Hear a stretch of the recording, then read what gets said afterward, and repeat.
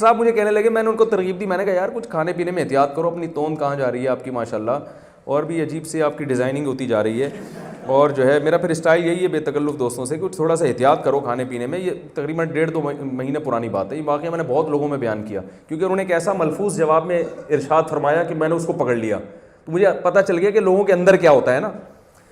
تو مجھے کہنے لگے مفتی صاحب بیماری اللہ کی بڑی نعمت ہے, حدیث میں آتا ہے جو کبھی بیماری نہ ہو وہ منافق ہے. اس طرح کی بھی روایت ملتی ہے ہمیں, یعنی اللہ اس پہ رحم ہی نہیں کرنا چاہ رہا, اس کے گناہ ہی نہیں معاف کرنا چاہ رہا. بیماری میں جو حدیث میں تو آتا ہے کانٹا بھی لگ جائے تو اس پہ بھی گناہ معاف ہوتا ہے, تو بالکل ہی چیز یہ تو بالکل ہی بیمار نہ ہو.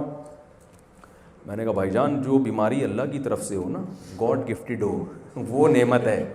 جو اپنی حماقتوں سے ہو وہ نعمت نہیں ہے, وہ تو عذاب ہے. سگریٹ پینے کو عرب علماء حرام کہتے ہیں, بر صغیر کے علماء مکروہ کہتے ہیں. تو اگر بیماری اللہ کی نعمت ہوتی ہے تو سگریٹ پینا بہت بڑی عبادت ہوتی ہے نا, کہ بھائی پھیپھڑے خراب ہو جائیں گے کہ جب کھانسیں گے تو ہر کھانسی پہ 20 نیکیاں ملیں گی آپ کو. کیا خیال ہے, ایسا ہوتا نا کہ سگریٹ پینے کو عرب علماء تو بالکل ہی حرام کہتے ہیں. ہمارے یہاں بھی حلال طیب تو بہرحال نہیں کہا جاتا, مکروہ ہے, ناپسندیدہ ہے, بری چیز ہے, کیونکہ صحت کو خراب کرتی ہے. رسول اللہ صلی اللہ علیہ وسلم نے کم کھانے کی ترغیب دی ہے, کیونکہ کم کھانے سے انسان صحت مند رہتا ہے.